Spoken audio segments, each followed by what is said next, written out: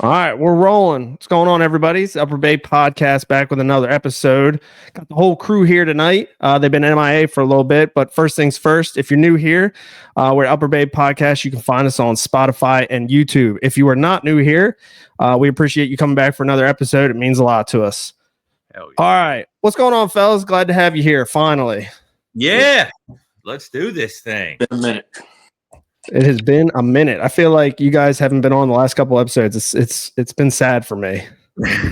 Well, you've been making plays, man. I see what you're doing, Shane. You're spreading your wings. You're flying. I like it, dude. I like it. I'm here for it. Yeah. I'm just trying my best, man. I'm just trying to provide content to our three fans. Yes. Well, all three of them, we appreciate them. Oh man. Well, Mason, recap us. What happened tonight, dude? Did you shoot a monster or what? You over there just slaying them, or did you get rained out? What happened? No, I sat. Not afraid of the rain, but just one year and a half old. I'm shooting all 1.5-year-olds from here on out. Rest of the season. I'm going on a vengeance tour. Everything dies. November's not over yet. Yeah, well, gun season's in 3 days, so Yeah. I'm just slowly watching my hopes and dreams just fade away, but we'll get into that in a little bit. First things first, it's been a long November, boys. Hunting has been up and down a lot. Mason's ready to jump off a bridge. He's ready to pack it in for the year. Rich has just been bass fishing the whole time, and I've just been up in a tree stand just crying every day. So it's been a fun November to say the least. Yeah. But well, let's talk a little fishing first, boys. Rich, this past weekend you were gonna fish. So what were you fishing the Conowingo for? What were you preparing for? Yeah, so I found out about a tournament up on Conowingo. Brian Setlock runs I think they call it the Conowingo Winter Bass Opens, and it's a good trail. They get a good turnout. Brian runs a great tournament. So I was basically just looking for something for like a tune-up to get myself back thinking about fishing. Just needed to get a rod in my hand, needed to put the boat through its paces, needed to test out all the gear, and it's a good thing I did because I found a failure point and I already have addressed it. But yeah, I was going to fish the Conowingo Winter Open, and just so that I was in that kind of tournament state where it amplifies everything. And I fish differently in tournaments than I do in practice. I don't know what it is. It brings a different level of like focus and intensity out of me. And like, I wanted to go through a walkthrough before I leave for Lake Hartwell on Thursday, which is the team championship down on Lake Hartwell for the Bassmaster team. And so yeah, I was going to go fish the Wingo. And one of my fishing buddies was pulling into anchor, and I gave him a call and I said, "Hey man, what's up? I'm surprised you're not going to fish Conowingo. Go practice today," because I knew he was fishing too. And anyway, long story short, I found out about an event on the home pond. So I figured I might as well just jump in that rather than driving almost an hour up to the Conowingo. So fishing in the backyard. The Bay is probably fishing a lot better than the Conowingo is anyway. Well, it's tough to say because the winning bag up on the Wingo on Sunday, it was strong. Michael Duarte and Andrew Sams won that event. No strangers up there, either one of those guys to weighing in big bags. And I'm going to double check right now on what their weight was. So if you had ended up there, would you have been targeting greens or browns? Brown. Yeah, they weighed in all browns. I want to say they had upwards of over 16 pounds. It might have been more. Honestly, I can't find the post to confirm exactly what the weight was, but they freaking caught him up on the Wingo. And that's, why when I saw there was an event, I was going to go up there and fish it, because this time of year, those smallmouth really start to fire. The water's in the mid 40s to mid to upper 40s, and those river smallmouth, they snap in that. Right. Like they have a different breed about them, to where when they feel the winter's coming, they really, really put on the feed bag. And because of the way their program being more sight oriented feeders than largemouth are, it can be some fun fishing. Right. Your Alabama rig really shines. You're shaking a minnow and jerk bait fishing, throwing a jig, all that stuff can really play. But because of the circumstances in the distances, I decided to not burn the fuel going up there and just stay home, and we'll go ahead and donate on the bay. That's fair. Well, I don't want to. We'll get into the bay, but because I kind of want to stay on the Conowingo just for a minute. So I fished the Conowingo in the fall before. I fished it in like October, right? And I didn't do any good up there then. I prefer the springtime up there, but. Are you still fishing shallow? You still fishing? You getting up in the rock? Like, are you throwing that shit up in the rocks and bringing it back, or are you trying to stay out deeper? So let me preface this by saying I don't have a fraction of the experience on Conowingo that I do on the Chesapeake. However, the Conowingo was a place that I fell into sync with very quick when I first started fishing it. I think the first team event we fished out there, we won that event. And it was right around this time of year. And the way the Conowingo sets up is it sets up like a river, but only for certain times of the day. And what the times of the day is related to is there's a big old dam on that body of water that pushes water or generates or whatever it does, but it creates a really strong current that washes through the deep sloughs of the rock in front of where the pump house is. And there's two pump houses. One runs all the time. One only runs some of the time. And when Mr. Some of the Time comes on, you better be in the rocks and you better be where those smallmouth are at, because they're going to be biting. Right. That range of where they're at. I mean, I've seen it as shallow as 6 to 7 to 8 foot of water. And then you can have some fish all the way down into that 12 to 18 foot. And it's a interesting bite to get on because it's very unique in the sense when you're dealing with a lot of current like that. It's so much current so that even at times you can't get your trolling motor to go through it efficiently. Like, you have to backfish that current, and washing an A rig down those rocks and washing a minnow on a jig head or bouncing a jig on places where you can actually do it can really yield some big bags. I didn't talk to Mike. I didn't talk to any the guys that fish that, but in my experience, the month of November on the Conowingo can be a really, really fun time to fish. Right.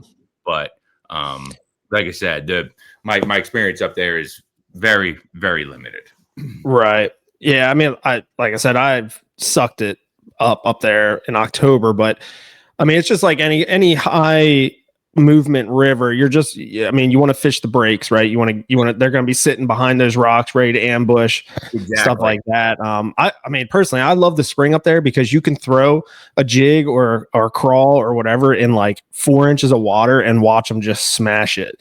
And it is so fun because, you're catching a lot of small ones, but dude, when you're catching, 50 fish in a day, it is so fun.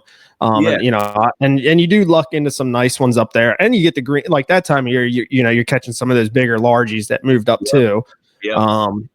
So like when you're this time of year, and you don't spot burn obviously, but are you running way up or are you staying down? Oh yeah. So there's a couple zones that, some people will they feel like they own them, but they're really the biggest community holes on the lake. And I mean, ultimately, like anybody that's ever fished a bass tournament before, if you see, there's a whole lake where there's really nobody else out, and then all of a sudden you get into one little zone and there's 6 or 7 boats fishing it, and you look at your map, you can instantly tell, like, okay, there's something to this, right? Right. And, you know, there's places where that water gets flushed out of that discharge, and there's places where it necks down, there's places where it spreads out. And if anybody that's listening or watching remembers what we talked about last week on, you know, the areas of the Northeast River, when you look at a map, you can tell these areas are going to get more current, these areas are going to get less current. And the same thing in my opinion, and I grew up fishing the Delaware River, so the understanding how current and water moves, I have a little bit of that in my pocket.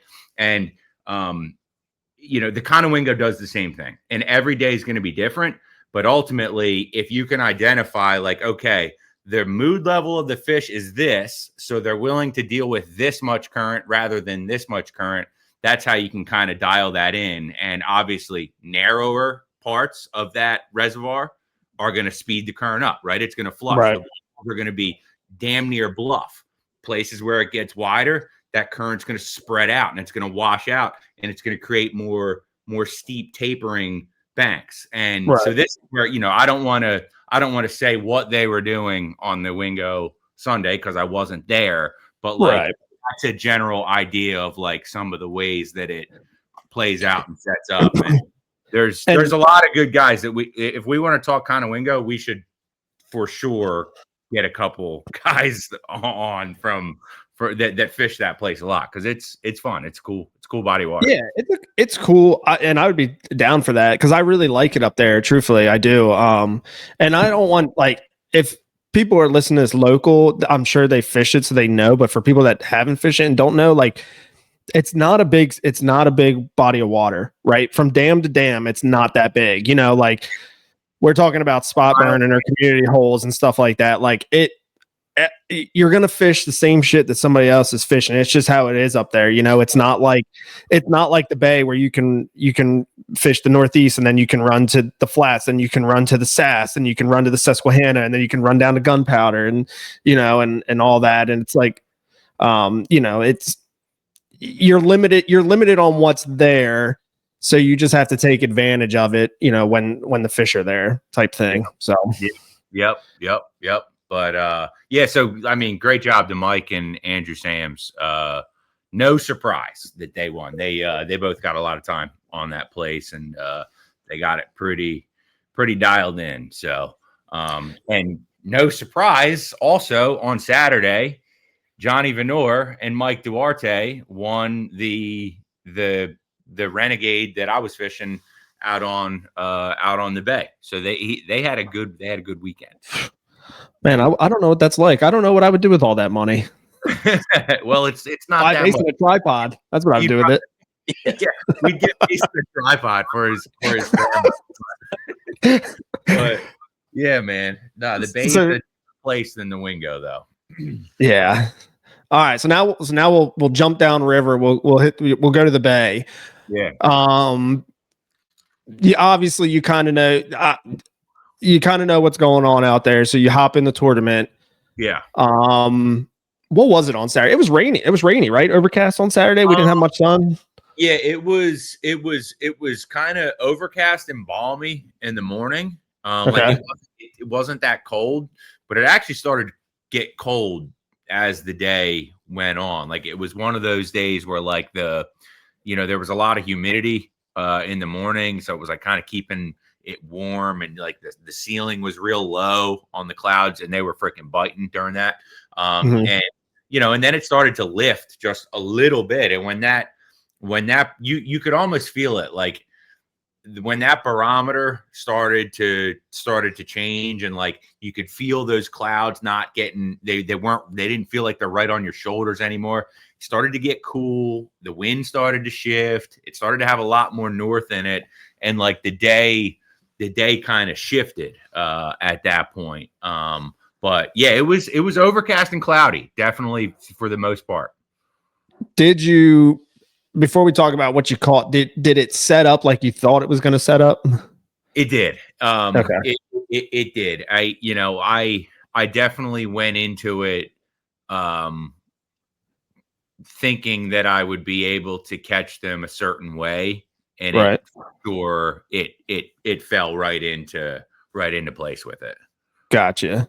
Yeah, and we were kind of throwing some just for fun. We were kind of throwing some names of this episode out into the thing, and I was kind of thinking, just based on what we'll talk about earlier or later, and then what we're talking about right now, is I think this episode should be called Game of Inches, because you smashed them, but not quite enough. You were about. You were about 4 inches from taking it. You know what I mean? Like one of those things. Yeah, exactly. Yeah, I mean, I caught. I ended up having almost 19 pounds. And I caught that whole. I caught that whole bag. I was solo. I didn't have a partner. It was a team tournament. So the other boats did. It was 2 guys in a boat. Right. I invited both you guys, by the way. Neither one of you showed up at the dock with your tackle box. I said, show up at the dock with your tackle box and I'll pick you up. But anyway, okay. First off, your snaps when you invite us, you can't send that snap as you're getting on the boat, bro. You gotta send that. You gotta send that before you leave the house, man. Open seat. But so anyway, yeah. So I had almost 19. I had 18, 11, and I got dusted because there was 3 23-pound bags that came smokes all on the bay. Yeah, I fished really good until the tide changed, and the same time that the tide changed, the conditions for the day also changed, and that's where it hurt me that. I had not had much time or any time at all out there. The last time I was fishing on the bay was the last Chester County that we were able to win. But I hadn't been out. So when it came time to make that adjustment for okay, what do I need to go do now? To run what's going on. I ran a few things. I checked on a few things, but ultimately, because I had caught 2 5-pounders kind of in a zone and I felt like there was a population of fish in an area, I found myself I kept going back to that, which is a fault. That's definitely looking back on it in tournaments. You can always look back with 20/20 vision. That was a mistake. I should have continued the process of just continuing to look to find a different pattern to supplement what I was doing in the morning. But just circumstances wise, it didn't line up that way. I had a technology failure, like I mentioned earlier on, which was part of the reason why I wanted to fish. I wanted to put the boat through the paces. My forward-facing sonar unit, the transducer, just went bad. That's the only way to describe it. The stabilization went out, and it was basically useless for the rest of the day. And that spun me out a little bit, but no excuses. But yeah, the guys that won, man, they were doing the exact same thing as me in the morning, but they had something to supplement that with when the tide changed and the conditions changed, which is that's usually the recipe for success in tournament fishing. Is you can't just have one solo thing unless it's a Wednesday night 3-hour renegade. You kind of need to have okay, we can get a good base here, but when we need to get that next kicker and that next kicker, we can go do this. And that's the element that I didn't have going into it.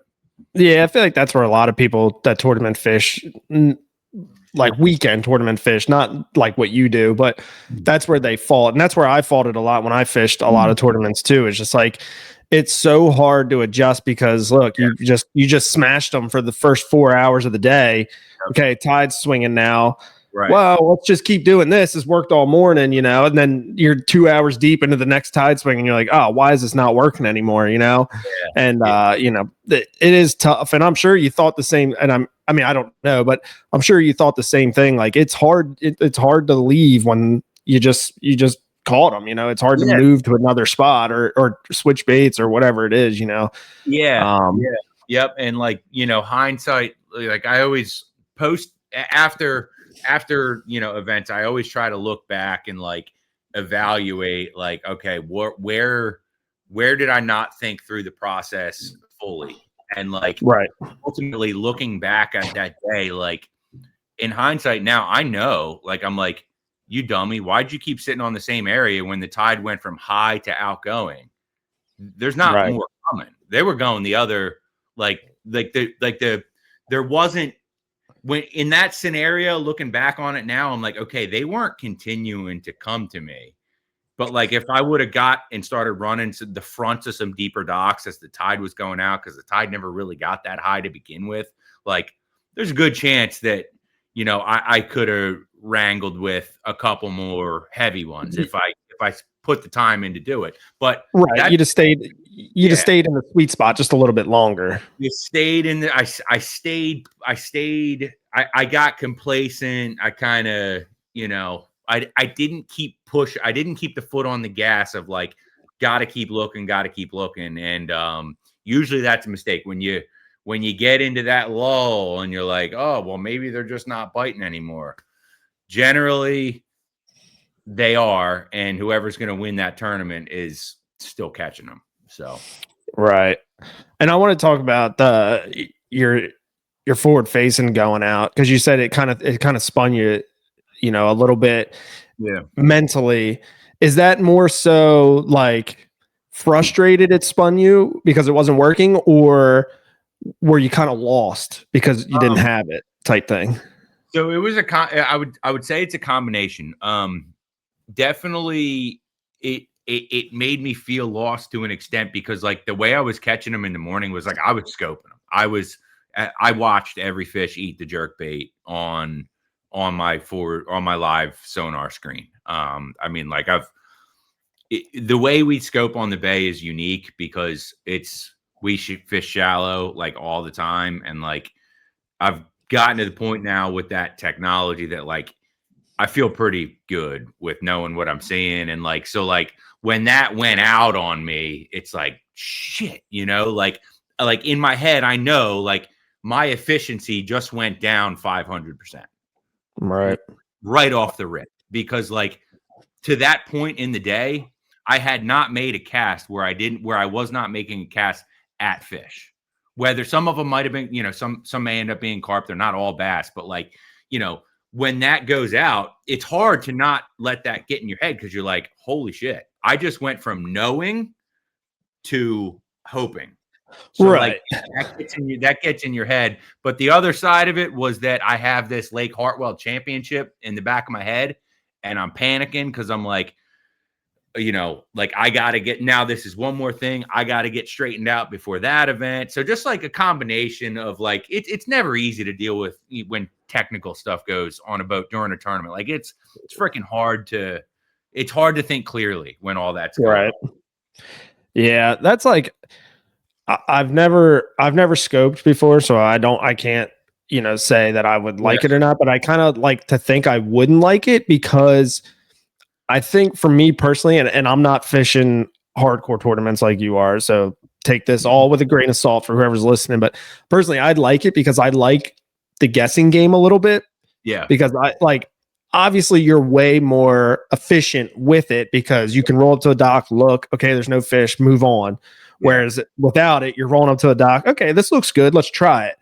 Yeah. But I feel like for me personally, like when I roll up to a dock and without it and I'm fishing it and I catch them, like I feel good because I figured it out. I looked at that, I looked at the tide, I knew what to throw, et cetera, et cetera. But I do understand why, from your standpoint, it is necessary, especially with this big tournament coming up next week, because it's going to be fishing deep there, right? I mean, you got to have it. It's going to be, I mean, it's going to be everything from everywhere. And I don't know. I'm not there yet. So I don't know what's going on, but, yeah, I mean, the scope deal, like, trust me, like there are times where like, you know, Mason can attest to this. Like I'm not scoping. I'm dropping a 1 ounce weight through grass mats, or I'm hucking a buzz along grass edges into the wind. Like it's not always just scoping, but like in that specific scenario, like knowing like, all right, I'm fishing against a few guys that have been out here every day this week and they've been smashing every day this week. And like, I know that using that tool is one part of the equation that's going to keep me like, it's going to help me keep that edge to like, all right, I got a chance. And then it gets taken away from you. It's like being on a job site. If you're a contractor or something and you're framing a house, and all of a sudden they say you can't use your framing hammer or your nail gun anymore. It's like, Right. okay, like it just Right. it changes the scenario. But I don't want to. No excuses. That is 1,000% not an excuse to the the outcome of the event. The guys that caught him better, they just caught him better. That's right. Well, obviously the guys that won it are they're not new kids on the block. You know what I mean? No. And I'm, and I'm glad that Michael and Johnny won it, because when we won the Chester County that just a few weeks ago, we edged them out by like 2 ounces. So it's like, all right, cool. I'm glad you guys. But so now I got to stir the pot a little bit, because you live in the bass world, right? All right. Do you think that live scope is a good invention or a bad invention in general? So what I'm asking is, obviously it's good the way it uses, but if you could go back to the person to Garmin that was about to release it, would you say go ahead and release it, or no, I like fishing the way, like I like the way that fishing used to be without it? So because there's only one way that I can think about this, and it's from the current, because like that's where we're at. Current meaning like today.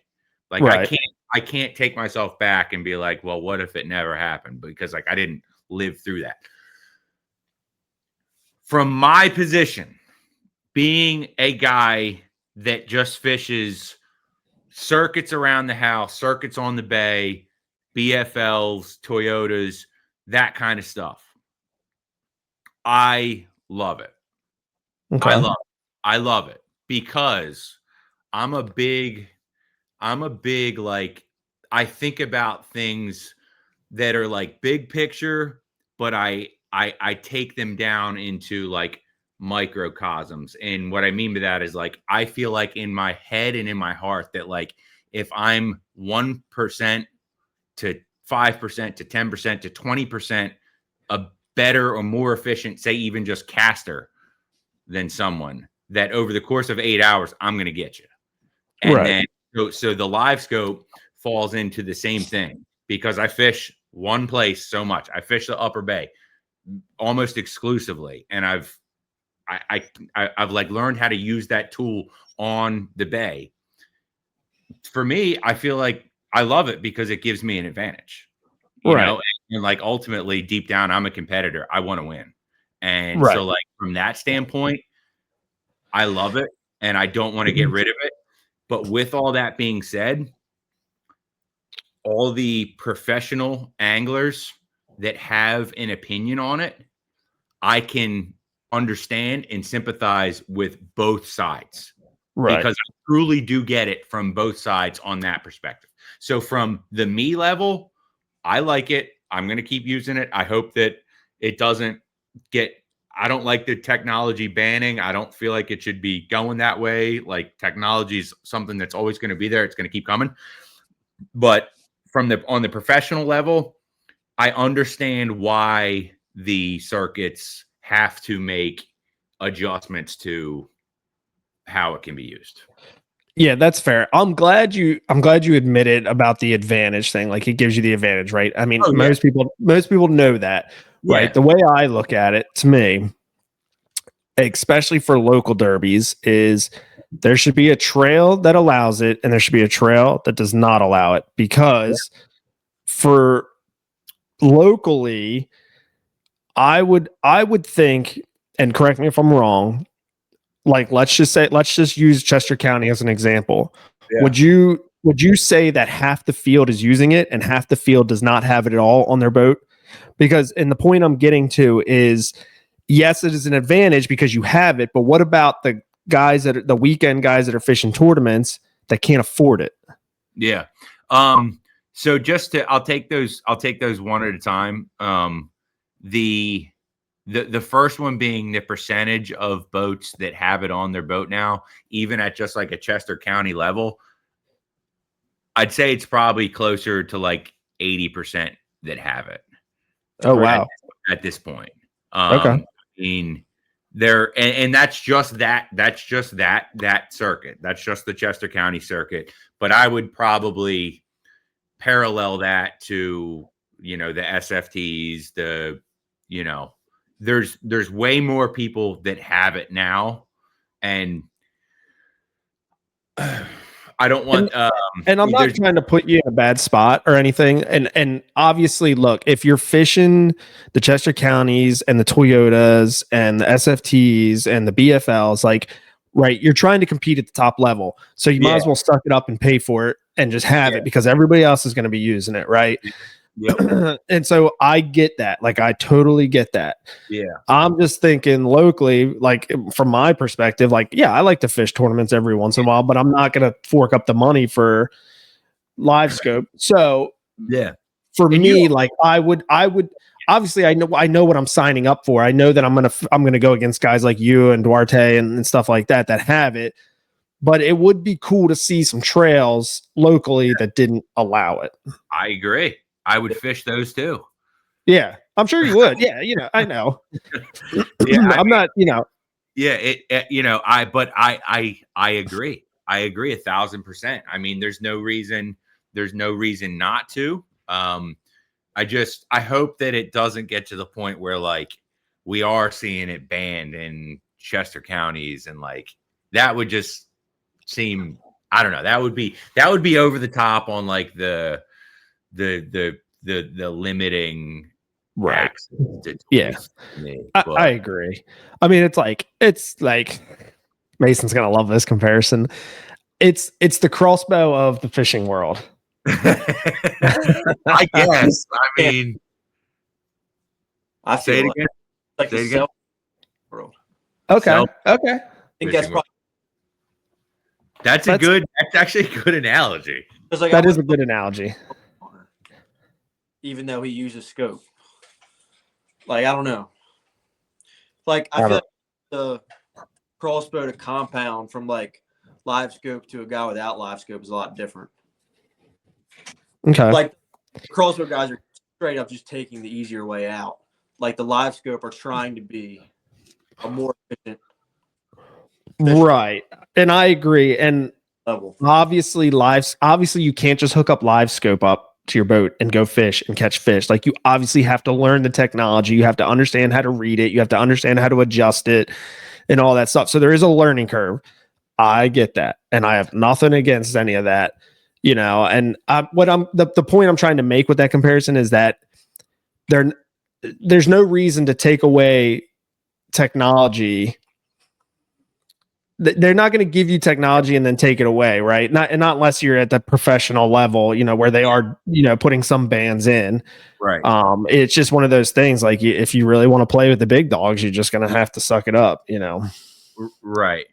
And like you said something really important there, that like it's not a magic tool that you just put it on your boat and all of a sudden fish start jumping in the boat. I mean, I've had the thing since 2022 in September, and like I'm just now getting to the point where I feel like okay, I get it, Right. So it doesn't just like happen, you know what I mean? Like you got to be invested into it. And it's like same thing with like cell cameras. Like, I got cell cameras, I hang them in terrible spots. Like, they don't do much for me. It's just like, it's just like, if you got a live scope and you're fishing, in a fucking silted in marina in a foot of water in January, like, it's like same location my cell cameras are. Like,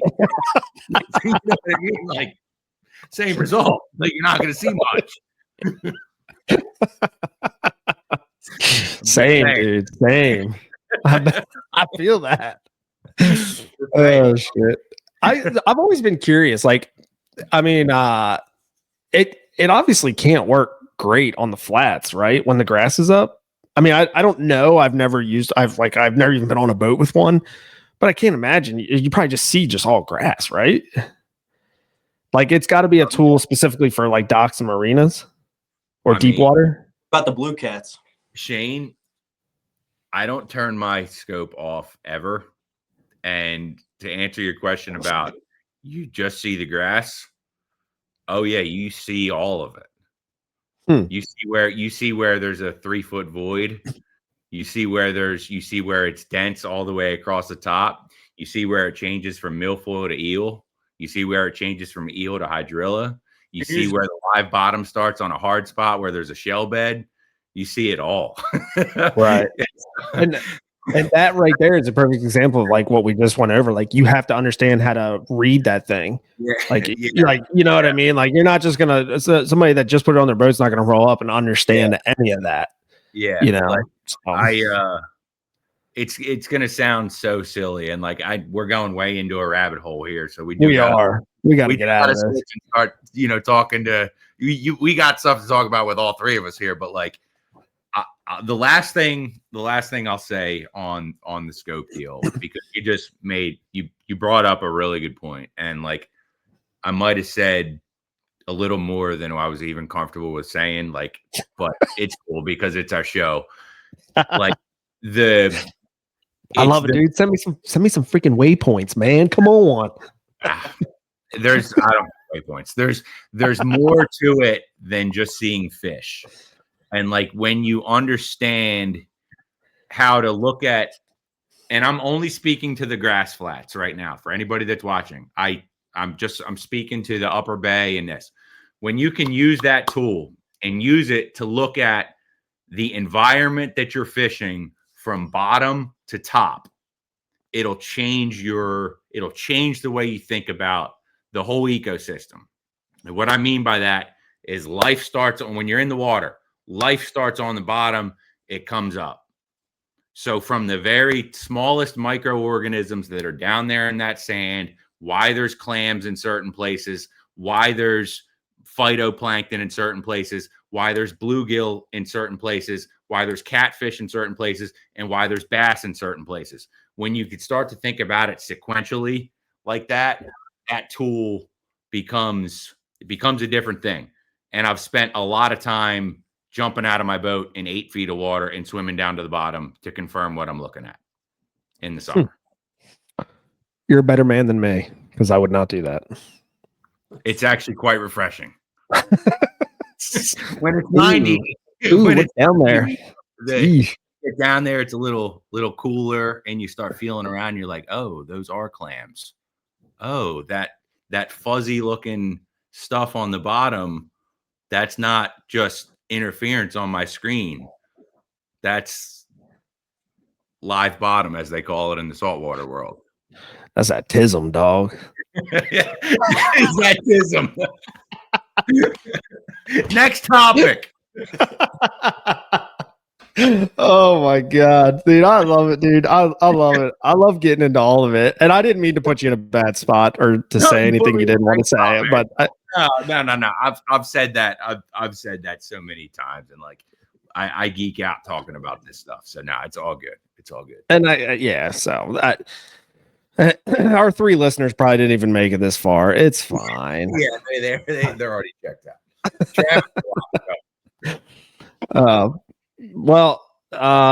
So what did you do to qualify for next week? What did you have to do for that? Just we qualified through the Chester County circuit. Really? Yeah, top 4 teams go, and I think we came in 3rd for the year. So yeah.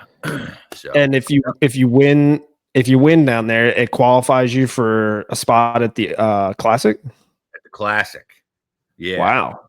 So it's a very tall order. We're not going look, I'm going down there to rip on some fish in December, in the first week of December on Hartwell. There's a lot of fish in that place. I've seen that lake a handful of times from fishing there myself and filming there and all kinds of stuff. And like, there's some things that you can do on that lake that if we're able to connect with that pattern, we can make it happen. Specifically, like throwing a jerk bait for spotted bass out off those deep shoals. And, you can get in the backs of creeks and fish for big largemouth up shallow still in the winter. So we're just going to go down there and have fun and let the chips fall where they do. So hell yeah. Who qualified with you? Justin Haran. Okay. Nice. Yep. Sick. Yeah, that'll be a fun trip, man. Yeah, Even yep. just to go and just Good. just fish for a week. It's gonna be. I wish I was going. It'll be good.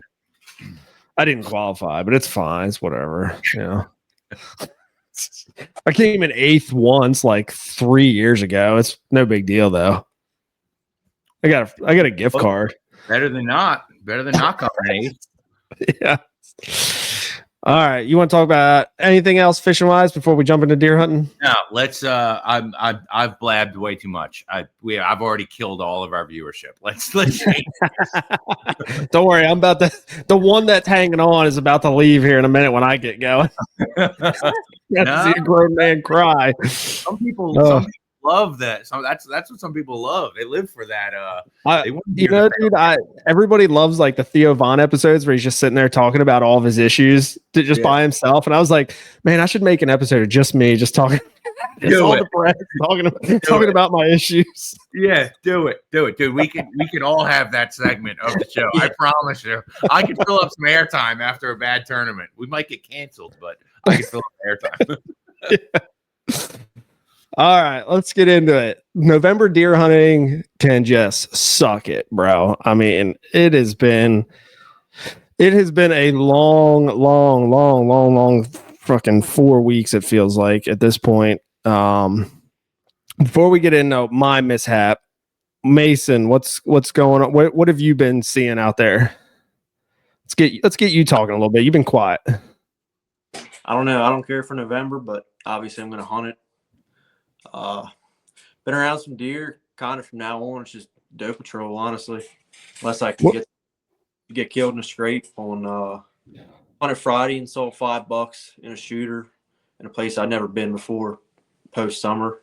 So that was a good sit, but I don't know, it's tough and leaves are off the trees and hunting out of a saddle is like getting really tough to not get busted. So yeah, I hate everything about it. I would think you'd have a better chance with a saddle because you could sit. I mean, I don't know. It's been a while since I've had a saddle, but I'd be sitting on the backside of the trees where you think they're going to come from to hide yourself, right? Yeah. I mean, last night I was in a tree with some good cover, and I had a lot of deer. I had six or seven deer in bow range, and didn't get busted. But another thing is like a lot of the stuff I'm hunting this time of year is like small draws where all the deer are condensed and like I'm getting super close to the bedding and like the difference of me being ground level versus 12 feet is them seeing me or not. So right. When are you going to go? Bad sometimes. Right. When are you going back to the spot where you saw the 5? I don't know. I'll probably try and sit it Saturday. It's bell only. Are you waiting for a specific wind? Yeah, I need like a north and I need heavy winds. Heavy winds, huh? Yeah, like Friday, 15 to 20 might be good. Okay. 15. Why? So the light wind doesn't suck your thermals down? Yeah, and just access. Like okay. A draw that's only like 60 yards wide and probably 100 yards long, and like I need to be kind in the dead center, so I need a lot of variables to try and get in as quiet as I can. Right. Loud winds, a lot of movement. Yeah, I get it. That's truthfully, that's becoming the toughest part now. Is like, man, it feels like you cannot get into any spot without some kind of heavy wind because the leaves are just brutal right now, dude. On the ground, there's no being quiet anymore.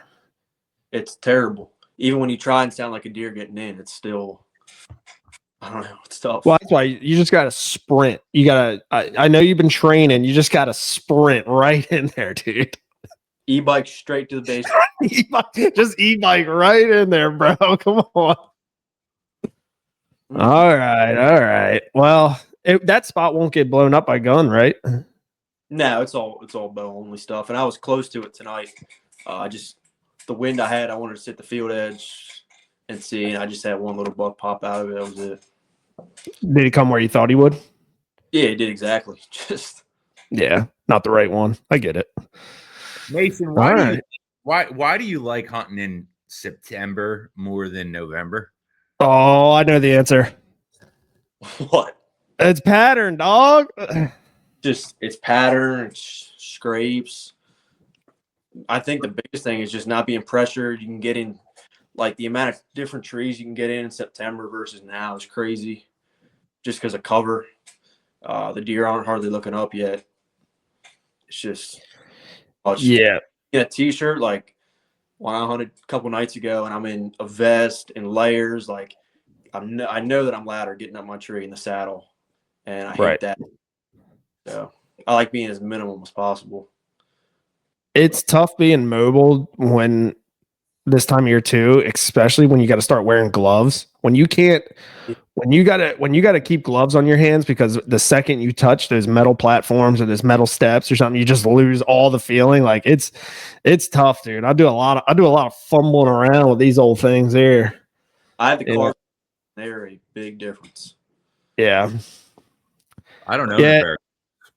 I also feel like I like September as well from a food pattern standpoint, but what really takes the level up a notch is when you're hunting scrapes in September, because that is not easy. It is not easy to find a scrape in September outside of like the one community scrape on that piece of property. Yeah. I feel honestly, I feel like I'd rather hunt a rub line in September than a scrape line. Like if you can, like especially if like you've been in there all summer scouting, and then like you just hit that super fresh rub line that was like a day or two old. It's always gonna, like, they're not going anywhere different. Like it's bed, water, food. So right back to the bedding, and that he's gonna be there. Like the deer I shot this year was like midway through a rub line, and he just came right down off it because they're so patternable that time of year. Yeah, I mean they are and they aren't. I mean obviously you can hunt food all you want in September, but doesn't necessarily mean you're going to be in the spot. You still have to know where they're bedding. You still have to understand that they're going to move this way out of the bed on this wind. They're going to go to the food this way, et cetera, et cetera. So, I mean, I agree. I September from a standpoint, if you can suck up the 98-degree heat those first 2 weeks, it can be really good, but I can't suck it up, dude. I hate walking in and sweating, because I feel like the second I get in the stand, it's toast, because I just sweat everywhere. It's even worse when you're like saddle or climber. Oh my God. I can't even imagine, bro. I would not want to be hauling any of that in September. It's a whole lot better than this time of year. Yeah. Yeah. I don't know. October is the month, if you ask me. That's the month to be doing it. The chiggers are dead, and yeah, I mean you still don't have to wear that much clothes. True. I truthfully, like, from a season standpoint, I would be perfectly fine if the season did not open until October 1st, because I love October. October personally is my favorite as well. Just feel like I know. He's like, give me my September. I know. He's the only one I know that likes rolling around in 6 foot tall grass and 100-degree heat. I never got him. So it's amazing. But I get it, man. I get it. But yeah, anything's better in November, right? See, but like, I feel like people watching this or listening to this, when we're saying that, they're going to be like, what are these guys talking about? Because there are so many people that don't even start hunting until November 1st. Or they just live for November. Like, boys, what are we doing wrong? Because we don't like hunting November. I guarantee you there's a lot of people that are like, I like hunting November, right? It's not that I don't like it, because I like that there's an element of surprise, like it could happen at any time. Like that is cool. But when you're grinding, it wears you out on the amount of days that you don't see deer. It wears you out when you know you're doing and setting yourself up the right way, and they don't do it. That's what I mean when I say I don't like November in that standpoint. I like it because anything can happen at any time, but it's much easier to pattern yourself on one in October or in January, to me personally.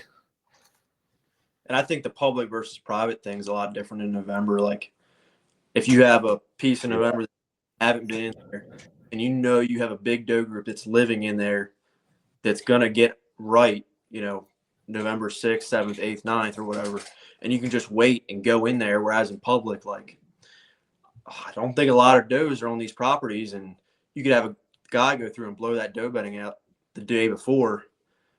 Like, I think there's a lot of the best November hunters are guys that stay out of their woods till November. Yeah. Like, well, that's why, like, I've said it for years, like those guys that wait until opening day gun season to start hunting for the year, they're doing it the right way because they've stayed out of their property for the last 3 months and let all the neighbors push those deer over onto their property. And all those guys did is just go in and fed and just keep feeding them since September. And then they go in on opening day gun season and they crack a monster. Like that is the way to do it. Or if you have multiple properties where you can jump around, you can spend 2 weeks here, let this rest, spend 2 weeks over there, let that rest, etc. Like, yeah, that obviously jumps up your odds of killing one. Like, there's no doubt about that. But like you said, like when you're on public, like it is what it is. People are gonna walk, people are gonna look for deer, people are gonna scout. You got the whole thing. And then like when you're on one single lease, like me, like I'm not going to go. Yeah. You know what I mean? Like I'm paying for the property. I'm going to hunt it. I'm going to put in as much time as I can. You just got to hunt it a little bit smarter to try and not push the does off of you. Yeah. So, yeah. But, all right. Well, I guess we'll talk about it now. I don't want to, but I guess we will. Well, Shane, hold on. Before you do this, before you start talking about this, I just want to say there are, if people are listening to this show and they've bow hunted for long enough and they've hunted in general for long enough, you are going to lose your heart, or you're not going to recover every animal that you draw back on. And I think you've already gone through the steps where you're like, okay, I've identified some things where like I maybe should have done things differently. So just keep that in mind, man, that you're not the only one that's ever dealt with this. You know what I mean? And like, you're going to be better for it. And like, we've already gone through this in the group text, but like, you know what I mean? I just want you to know that again, that like, it might feel like it's the worst in the world, but like, you're not alone, dude. Like, yeah. And look, I've lost deer. I've lost like 2 does, but this is the first buck that I've lost since I've started bow hunting, 20 years ago or whatever it is. But I've had since Saturday to think about it, and I have picked it apart a million times, and there are definitely a lot of places that I've identified where I messed up, and so on and so forth. But so we'll get into it. So Saturday set up weather-wise perfectly. I mean, Mason, you said it in the one snap. Like, it was just one of those days where you just had to be in the woods. Like it just. The morning was foggy and wet. What was that, Rich? I was saying it was getting colder as the day was going on. Like I was standing on my boat thinking like, holy shit, like this feels like a hunting day, not a fishing day. Right. And I love when it's wet all day long, not necessarily raining all day long, but when that floor of those woods is wet and the leaves are soft, like you can't ask for anything better. So I went in. I got in to this spot. So so we had a north to northwest wind on Saturday, and it was blowing pretty steady, like steady 10 to 15. And I knew this one specific bedding area that we had figured out. Okay, this is where the majority of the does are living. We had a spot set up on the north side of it, and there was 2 shooter bucks that were one of the biggest ones, and then 2 nights before Saturday, a new 8-pointer showed up in that spot. And based on the camera, I could tell where they were coming from. They were coming out of that bedding. They were following does in. But you have to have basically have to have a south wind or a straight west wind to hunt that. So that way your scent's not blowing into the bedding. So I knew that was not an option. So we had not, during the summertime, we didn't pick that part out as a bedding area because we really didn't know. I didn't have much time to walk it. So we didn't have a stand set up over there. Well, 3 weeks ago, we had a guy, one of the guys that we hunt with, he walked into another stand and there was enough leaves off the tree to see an old ladder stand on the south side of this bedding in there. Right. And he went in and just checked it real quick. It needed a strap at the top. Like it had been in there a while. The strap had broke because the tree grew too big. So I had kept that in mind. And just after seeing those trail cam photos, I knew that I needed to be somewhat near that bedding. So my plan was, it was wet. I knew I could get in the woods quietly. So my plan was to go in, look at that area where that ladder stand was, and just check it out for a minute. If it didn't look good, I was going to push in further and just hunt off the ground. I just knew I needed to be in near that bottom, that downwind side of that bedding. I got into the stand. About 10 yards from the stand was a big fresh scrape, not a single leaf in it, straight dirt, right underneath a holly tree. You couldn't ask for anything better. There was rubs all around. I could identify several beds underneath other holly trees that deer had been in at some point in the last couple days. So I had put a strap in my pack, climbed up the stand, restrapped it down, got up there, got all my shit set. And I was in stand and ready by, I don't know, 12:30-ish. And all evening, that wind was blowing out of that bedding. And I texted my dad, I was like, man, I can smell a hot doe in that bedding. Every time the wind blew out of that bedding into my face, I could smell, doe in heat. You know that smell, like doe piss, whatever it is. Like I could smell it. And I actually watched her stand up at one point and just kind of move a little bit, and then she laid back down. And so right then I was like, checkmate. I've got it figured out. This is where they're at. Even if I didn't see one, like I was going to keep hunting that spot on the right wind. Night goes on. I hadn't seen anything else. And then like 20 minutes before dark, I'm hunting 50 yards inside the woods, but I could still see the field behind me. And I could see the field down in the corner. Well, I see a deer come out in the corner. I throw my binos up and I just looked at it quick. I could tell body wise before I even put my binos on, I could tell it was a buck. Threw my binos up, looked at its head, saw a tall rack, and just immediately was like, shooter. Dropped my binos, picked up my call, and all November, all the shooters I had seen, I had been grunting at them and not getting a single response from them, not getting them to stop, not getting them to look, nothing. So I already told myself this. I was like, if I see one, I'm not going to grunt at it. I'm going to bleed at it. So I bleeded at this deer, stopped immediately, looked right at me, and just started dogging right to me. And I could see his tall rack, coming right down the field edge. And earlier in the day, I ranged out some spots, some windows that I could see, just to kind of have an idea of yardage in there. And he was coming. I'm looking in the woods straight ahead. He was coming from my left. He was coming basically straight downwind of me. And he had come up the field edge, and then he cut into the woods to try and get straight downwind of the bedding, looking for her. And he came through the first window that I had ranged at 50 yards, drew back, looked at it for a minute, knew in my head 50 yards, and I knew I was not comfortable with that shot, even though he literally stopped and stood right in that window. I mean, you couldn't ask for a better broadside shot right there, but I was just not comfortable with 50 yards at all. So he starts walking a little bit more. I let down, bleeded again, and he cuts a hard J and starts coming up at me on a 1/4 me angle. And I had another spot that I had ranged early in the night, 25 yards. And the whole time he was coming, and this is the part where I've looked back and picked this apart. The whole time he was coming at me, he was never alert that I was there, right? He was so occupied on checking wind and trying to figure out where that bleat came from. He never once looked up at me, never once ever, stopped and looked in that my general direction, nothing. He was just coming steady on a string. And I just, in my head, I just had it. Okay, when he gets in that window, that's where I'm going to shoot him at 25 yards. He got behind a tree. I drew, stepped into that window, and he was and there's another part I picked apart. I just truthfully think he was quartering to me a lot harder than I thought he was. And I put it, kind of on his shoulder, like the meatier part of his shoulder, hoping I would slip it in back behind, and released it.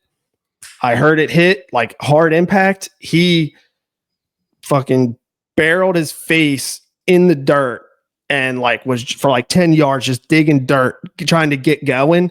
And he finally got up and he got going, and immediately I was like, got him. And then when he got up and got his stuff together and took off again, I could see that Luminox sticking out of him, and he was running hard. And then immediately I was like, I don't think I got him. So the pieces that I've picked apart was he was never alert. I should have let him keep coming. Right. He would, and I know he would have kept coming because he only stopped because I met him. He never, I don't think he ever truly knew I was there, and he was coming right at me. And I think I could have had him at 10 or less yards if I'd have just let him keep coming. And the other part I messed up was, he was just and I truthfully just think he was quartering just too hard to me.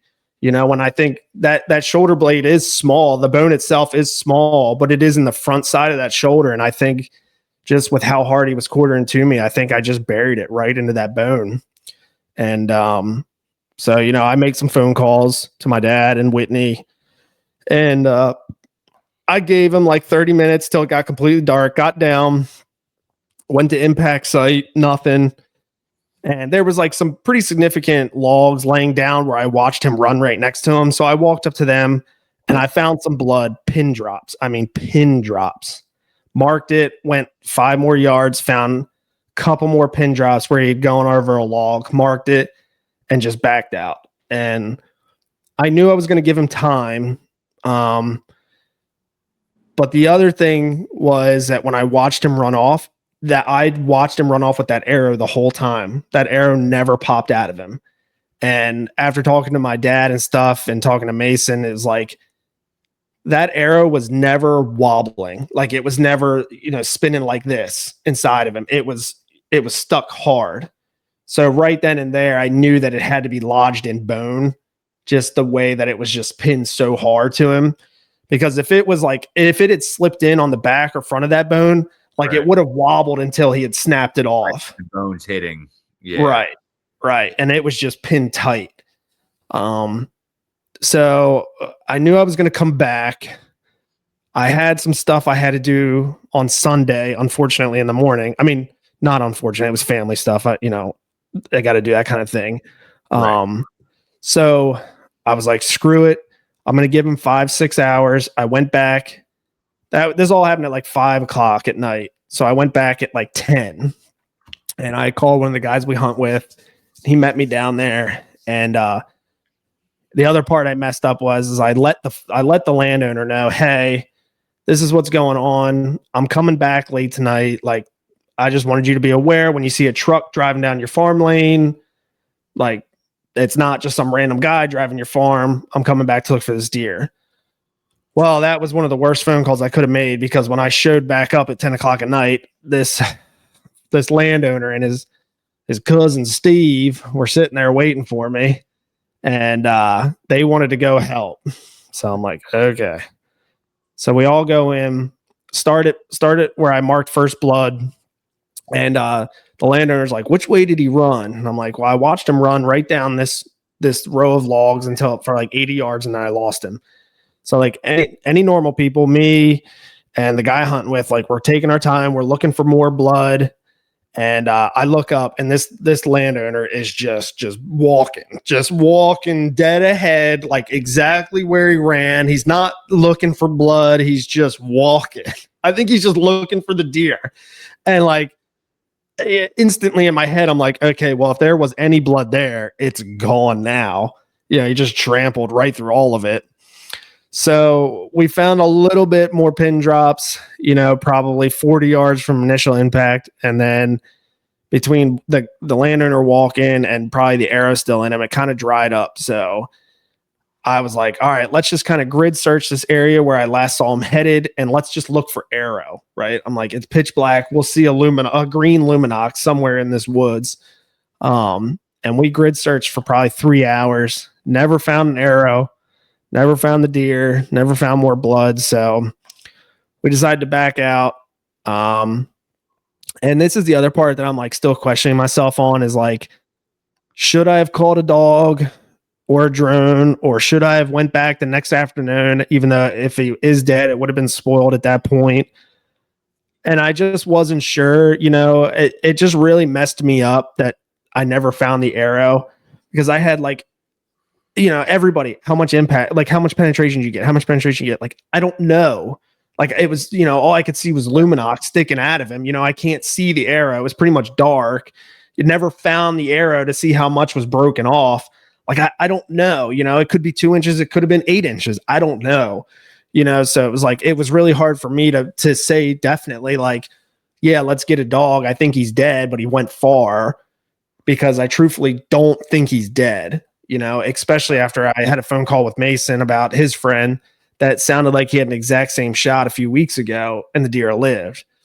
So I don't know. There's a lot that I could have done differently for sure. And for most people, like, I don't know, man, it's tough because it sucks to lose deer for sure, but it sucks in the moment even more when I've been grinding all season, right? And I don't get much time in the woods. And the time I do get, I have to go away from family and I have to do all these things. And, everybody understands, like Whitney understands and stuff. And like, and it is what it is.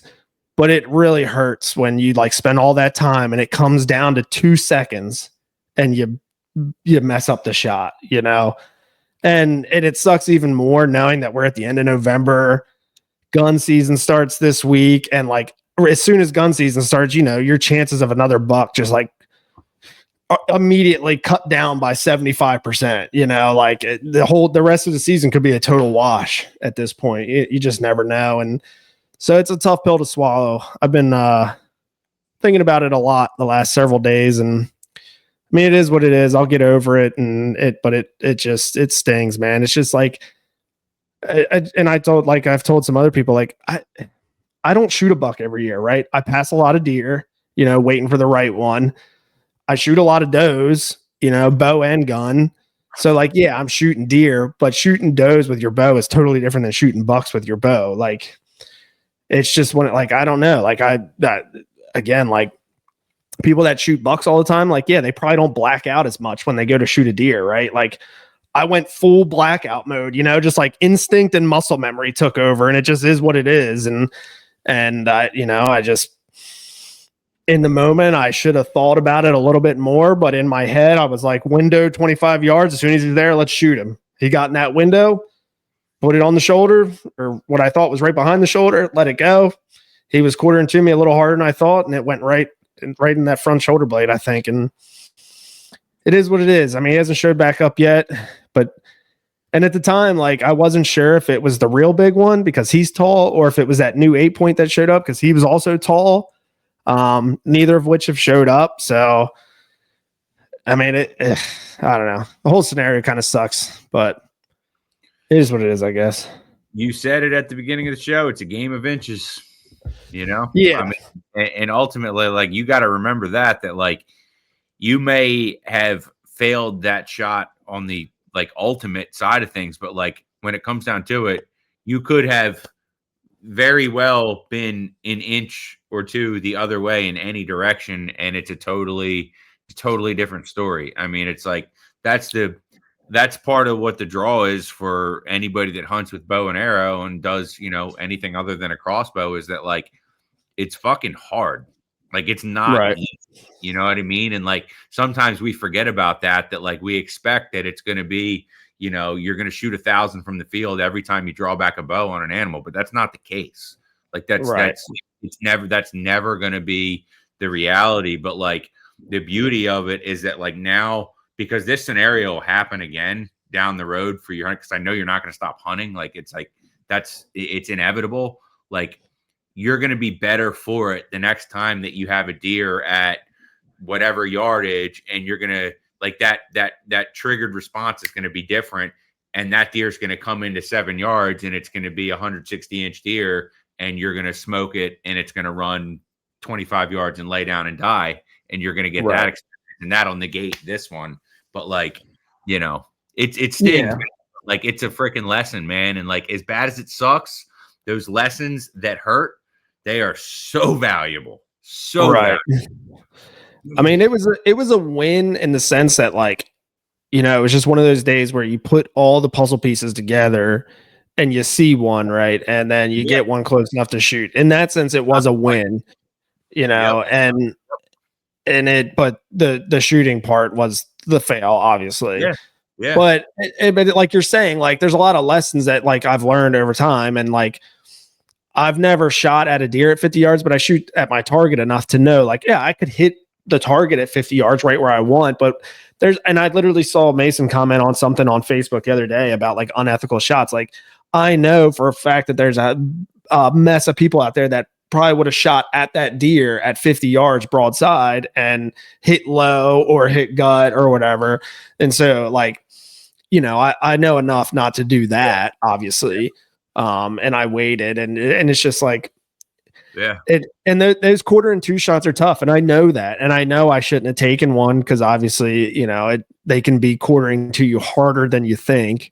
And that's never a great shot, but yeah, I mean, it sucks. It is what it is. And I feel bad for the guys I hunt with too, because like they were after the deer too. And like, if he is dead somewhere, you know, not recovered, like now, you know, none of us got anything out of it. So that hurts too, but hopefully, and if he is dead, hopefully I'll pick him up during shed season. But hopefully he lives, you know, hopefully he shows up on camera again at some point, and hopefully there's not 25 inches of arrow sticking out of him still. So, but yeah, I don't know. I also and I appreciate everybody's like, yeah, it happens.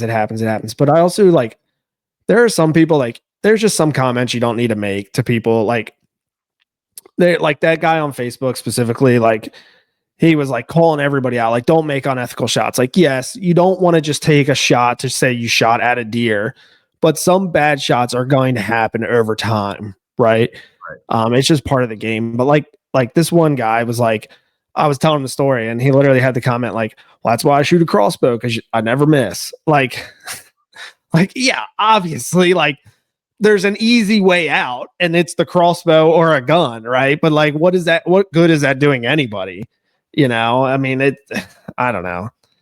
Just if you got shitty shit to say, just keep your mouth shut.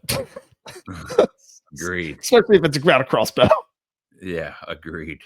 So, well, yeah, so that sums up my November, and now we're about to roll into gun season, and I'm just going to shoot 85 does.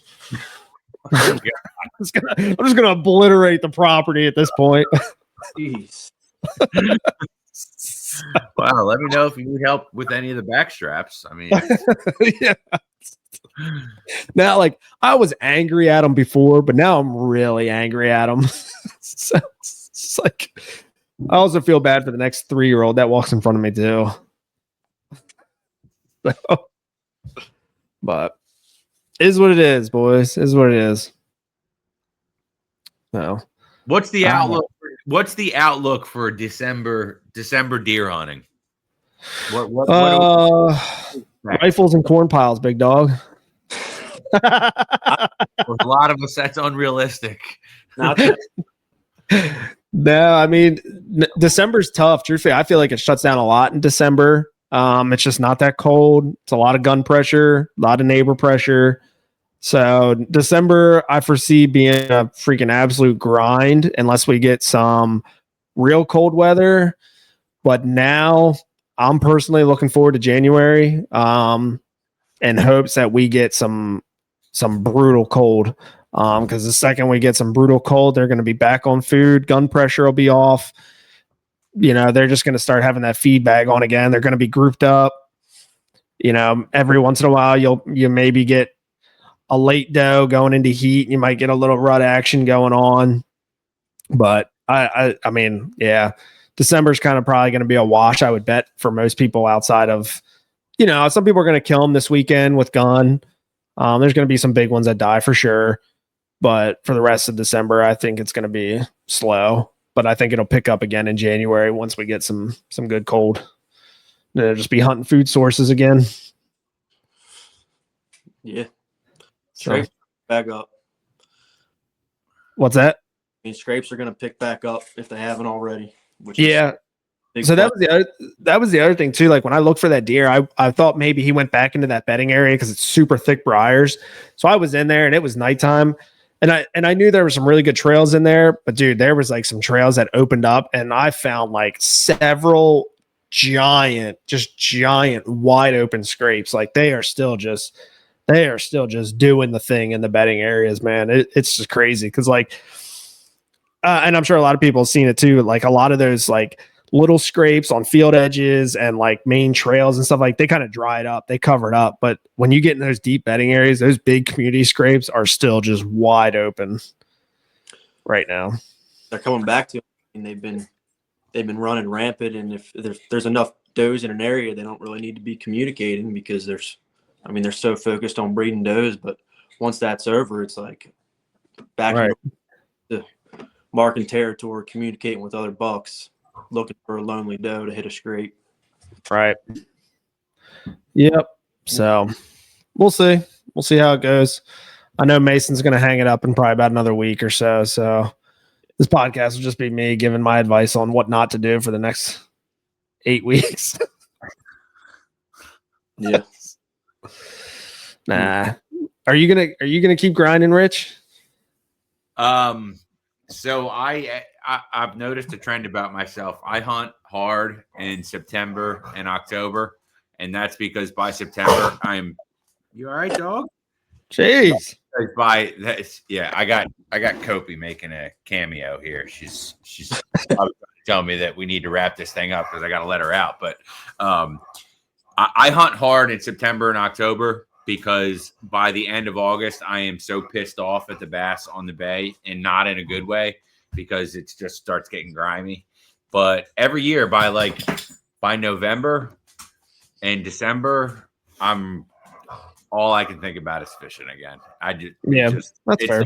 The way I'm wired, and then January, I'm on the road the whole month for Bass U pretty much, and then anytime that I'm home, I'm chasing those delicious little morsels up in the Susquehanna, jigging there you go. In 40 feet of water. I'll keep bringing the what's going on the bay from the water angle. I'll let you guys handle the woods. That's fair. Yeah. Fair point. All right. Well, let's wrap this thing up. We're well over an hour. I cried a little bit. All right. We had some good conversations, but yeah, lessons learned, game of inches. Who knows what'll happen this weekend? Yeah. Live scope. They just jump in the boat when you got that live scope. God. All you minnow boys out there. But all right. Anybody else got anything before we get off? No, No. When are we talking to James? December 12th. So 2 weeks. Okay. James coming up. All right. So I have him on. I think he's had a pretty rough November as well. So we'll get some good insight. Yeah, we'll get some good insight from him. We got Mike Buckman. Somebody that's killed one in November. There's a little life to this. Damn. It's this depressing show. Yeah. So next week we'll recap on what's going down on Hartwell, and then James, and then Mike Buckman. So we got a few good weeks lined up. Sounds good. All right, let's get off here. Thanks. If you made it this far, thank you again for all your support. You can find us on YouTube and Spotify, Instagram, and Facebook. We'll catch you on the next one. Later.